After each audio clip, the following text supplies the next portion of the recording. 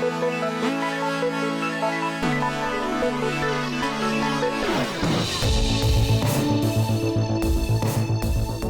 going on, guys? My name is Griffin, and welcome to episode 7 of my 1.16 survival let's play. Now, I did do just a little bit of game time in between last episode and this one, but I promise not to be one of those YouTubers that does off-screen mining and then comes back with a chest full of ancient debris and an entire underwater base finished. Not gonna be that guy. So just to get everyone back up to speed, here's where we're at. After finishing the last episode, I made my way from the spider build back to Griffin's Point. On the way, I got ambushed by a skeleton riding a spider. Thankfully, he didn't have anywhere to climb up, so I made quick work of the skeleton's mount with my Bane of Arthropod sword, took him out, then kept it moving. The flat area where I cleared a mountain for resources in episode 2 has basically become a monster hotspot. Sometimes it feels like the entire hostile mob count ends up here. I should find a way to light it up, but I love a good midnight skirmish. I made my way back into the nether for resources so I could do more with the spider build. I passed where a ghast tried to give me the smoke in episode 5. Okay. Nope. Decided it would be a smart safety move to try and clean up the leftover fire. Well, I was dumb and forgot to wear even a little bit of gold, so a piglin ambushed me and he brought a friend. Almost got yeeted off a cliff by a hoglin. Thankfully, he was an easy kill. I made my way back to the basalt delta, cleared the materials that I needed, did a little detailed work to the entrance to the base, and now we're here. And it's nighttime. Conveniently, also raining. The perfect ambiance to tour this awesome build. We'll start by swimming across the river. You can see some of the texture work that I did in the path leading up to it. The sideways texture of the polished basalt really did an awesome job of elongating this hallway, even though this is really not that long of a distance from the opening of the entrance all the way down to this platform. These textures make it feel like a lot longer of a walk. Stepping down slowly, you can really see that red glass fog effect at work there. It just sets the tone for this whole space so awesomely. All in all, I'm really proud of this part of the build. The ambiance feels so well integrated into the world. It feels like an adventure waiting to happen. If you dig it, leave a comment below. I want to hear what you think. Now, to deal with the part of the build that remains unfinished. The kill chamber and the ladder down. All of this feels very raw Minecraft, and this is obviously completely untouched. This space is fully functional. We have our spider spawner XP farm, but it just looks like a gray blob of sadness. This area needs a lot of help. So first we're going to drop off some excess materials at the chest monster, and then make our way back to Griffin's Point. For anyone wondering about all the levels that I gained between last episode and this one, I accidentally AFK'd in front of the spider farm over dinner, and when I came back, there were so many mobs that the game was lagging, so I just had to kill them, and I got at least like 15 to 20 levels worth of XP for it. So that gives you an idea of how long it takes to get that many levels through this farm. Okay. I don't really feel like this is fair. He got in my way. Okay, come on. Oh, Jesus. Okay.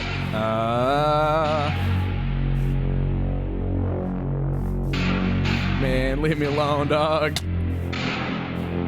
I'm not trying to get yeeted. Right at the beginning of an episode. Good stuff, man. Like I said, we're keeping it real in this Let's Play, guys. Always keep your shield repaired. Sometimes you gotta do that no armor sprint of shame all the way back to where your gear is. I think that was pretty much everything. We can keep it moving. My guy, you do not get to kill me and then just hang out in my base. You know, maybe that death was karma for doing so much in between these Let's Plays without you guys. I won't do that again.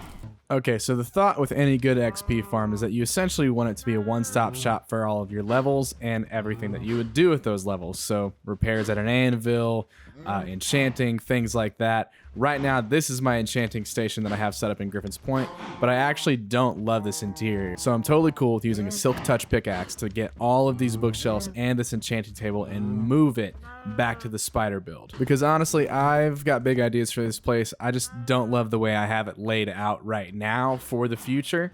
And there's a lot of materials that I haven't gathered yet, so I'm fine with stripping this space.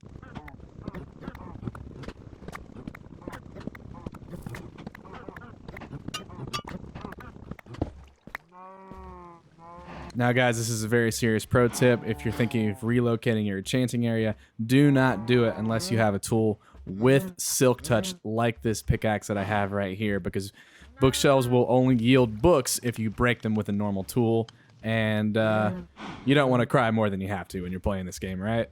And I think we're good to go into the night. Actually, I don't have a shield. Let me not get took again. If I see that Enderman, I want to be able to take him on. Ooh.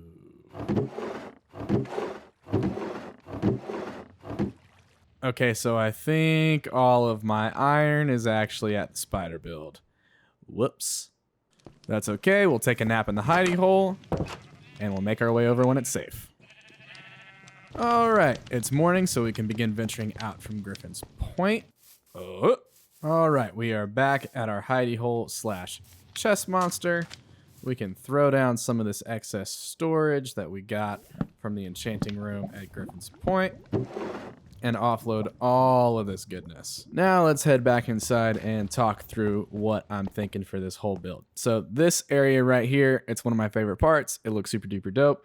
Unfortunately, it is quite dangerous because mobs can spawn anywhere where there is a light level below, I believe, 7, and you can look on this coordinate sheet and you can see that client light is 5, which means this is a creeper spawner just waiting to happen. So we need to find a creative way to light this up. I'm actually thinking of lighting it from the ladder area upward, so not having anything like hanging, not like another shroom light or a lantern or anything like that, but actually light coming out from the path downward.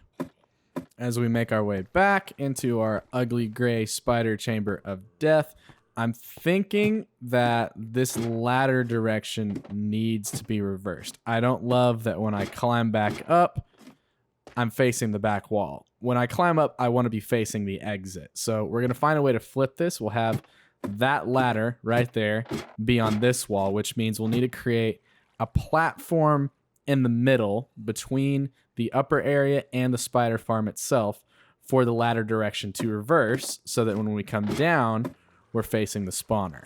I also think flipping the direction of this ladder midway through it will give us what we need to actually push this room back a bit even more. I kind of want some more distance from the initial touchdown all the way up to the spider kill zone.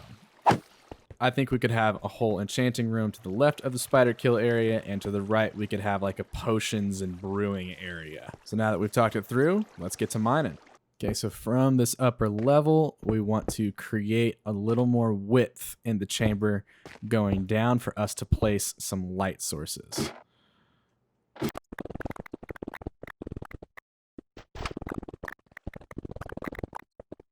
So I'm thinking the andesite will be the barrier marker for the width of the tunnel going downward. I don't want it to be any wider than the platform is on the surface.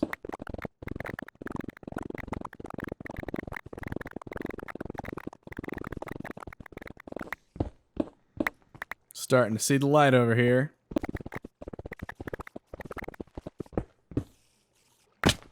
And we are in the spider kill chamber. All right, so now that we've got a little more latitude to work with here, I want to push this wall back a little bit more, and then we can make a decision about where we want the ladder coming down to land inside the chamber itself.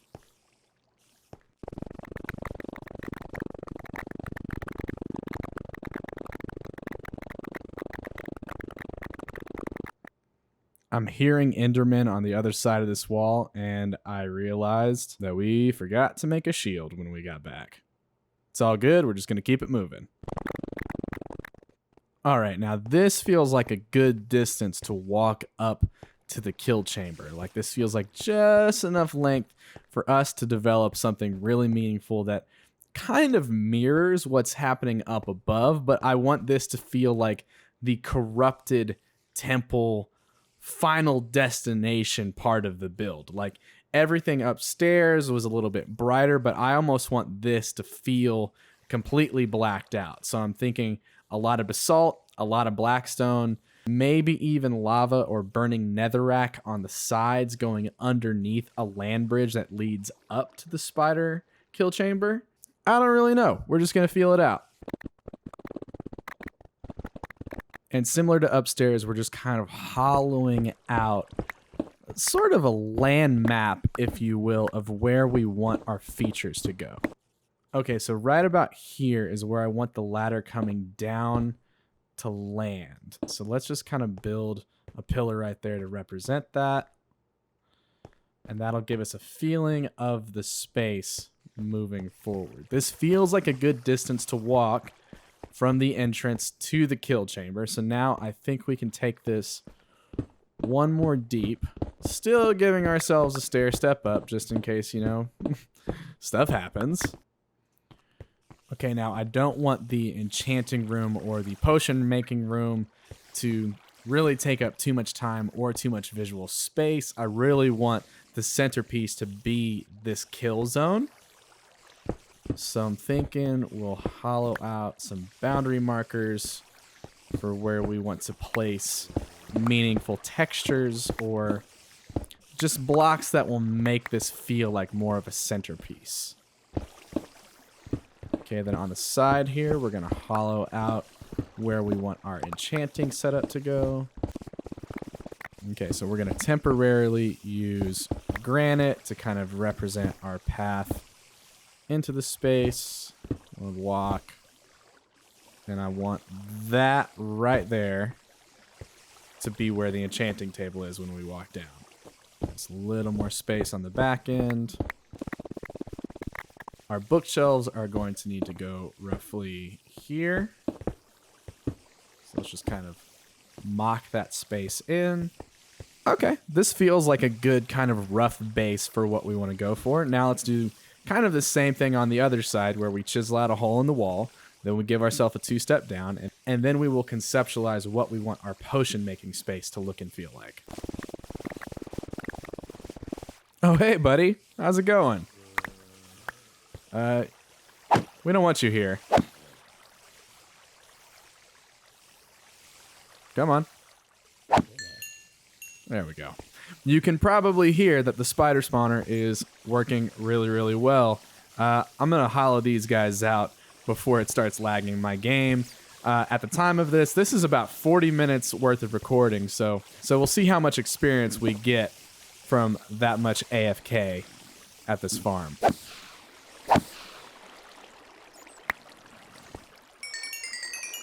Someone should make a beat to the experience sound in Minecraft. Okay, so that's about 11 levels worth. So that gives you a sense for how long you need an AFK to get to level 30 so that you can get level 30 enchantments. All right, second day of us working on this kill chamber. Let's stash our excess stone. Now, like I said in the beginning, one thing that I really want to accomplish is to have this ladder face the entrance when you come up so that it all just feels like one seamless experience. Like you're going into the spider kill chamber, and then when you come out, you're facing the entrance. And then when you come down, you're facing the kill chamber, and so on and so forth. So to do that, we actually need to flip the direction this ladder is going. To do that, we're just going to create a second platform midway for the ladders to change direction. Just 2 ladder platforms. Really simple. So let's climb up to a certain point and not fall at a certain point. Hold shift. I think we can go a little higher. Let's say our ladder platform starts here. Okay, then we're going to push this back.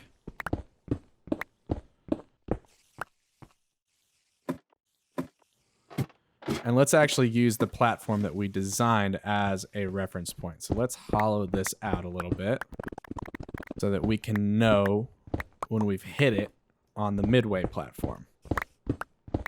Gotta be getting close. You know, let's just play like actual Minecrafters. Let's check the coordinates. So -27, -334. Then we'll come down here, and our coordinates are -31, -334. So we just got a little bit more digging to do.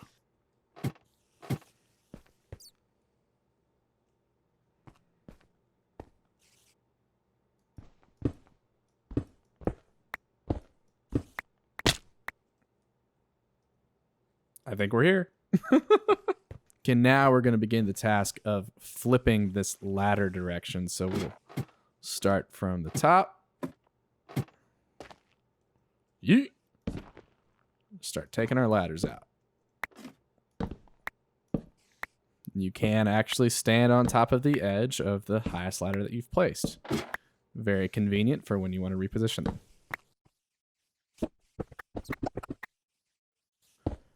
And we're just going to flip it.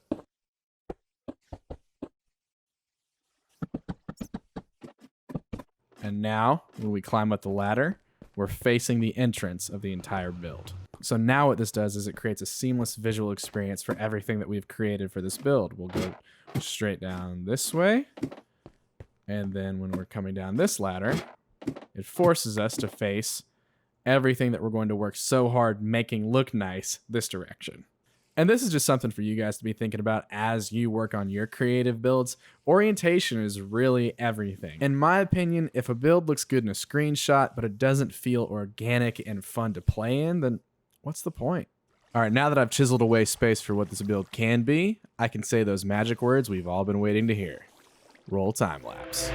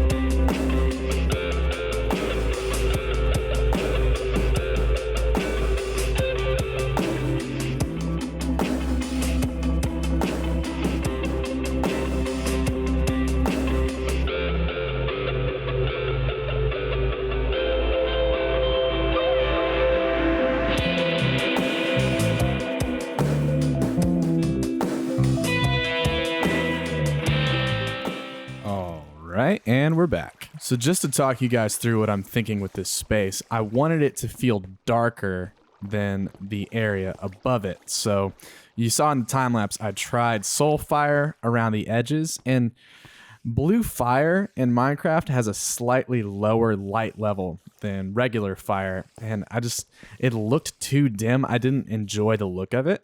So I tried water, and I actually dig this way more. Being able to see the reflections up against the water like this just creates a lot more of a corrupted bottom of the cave kind of feel. You can see in the ceiling here, I textured the entire thing with varying levels of polished basalt. And then around the edges, I made sure to include lots of bottom half slabs because that essentially mob proofs the area. So that's just a tip for you. If you're ever wanting to do a build that is low lighting, make sure to utilize a lot of water. Make sure to utilize bottom half slabs wherever you don't want mobs to spawn because they cannot spawn on bottom half slabs. At least at the time of this recording in 1.16. And really quickly, we'll just take a walk up the ladder so I can show you what I did with the in-between path. Nothing too fancy, just kind of rough texturing, very simple transitional space here. I used Blackstone stairs to create indentures in the wall here, and I felt like that was a little more interesting than just using regular solid blocks. And then when we come up, boom, there's the entrance. So I'll want to do a little more with this space at some point, but for now, I think I want to at least get the enchanting room started so that we can start gathering levels to enchant our gear and then take on the nether for the necessary resources that we need to start making our way to the end. So for now, we'll make our way out of the build and back to our hidey hole with the girly pink door. We'll take a nap and we can get started on the enchanting room. Okay, so for the enchanting room, we're obviously going to need our bookshelf. We'll need our enchanting table. We'll take a chest with us just in case. And we'll take all of this blackstone. Yeet, yeet. Yeah, just the feel of this whole area just descending into it. This is awesome. To me, the whole point of Minecraft is just making areas that you enjoy playing the game in. No one wants to be napping in a dirt hut forever. Make your areas interesting. Okay, so for our enchanting area, I think I want to continue with this theme of using magma as backlighting just because the ambience is just stellar. I really enjoy it, so.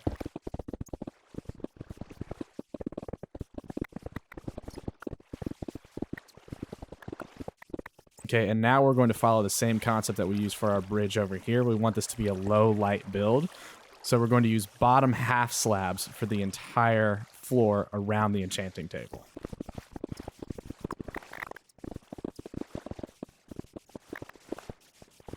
Okay, now I don't really want to do a conventional, you know, just fill out the bookshelves around it. I actually think I would like to suspend some of the bookshelves with chains while still being able to maintain level 30 enchanting. So while we step away from this for just a moment, we'll light the area temporarily. Ooh, yeah, I'm so excited for this build. It's going to look so cool. Okay, now we're going to make a good amount of chains to take with this. I feel like 9 should be plenty, but we'll feel it out. Okay, we're going to start by just very generally placing where we think our bookshelves will want to end up.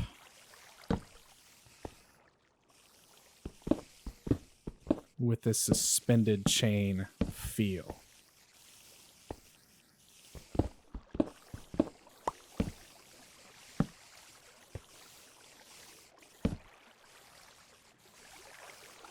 Come up one. Take that out. Let's see what level we get with that. Level 20, we're almost there. Let's get one more there. Fill in those sides. Where are we at? 26. We're so close. We'll go there. 28. We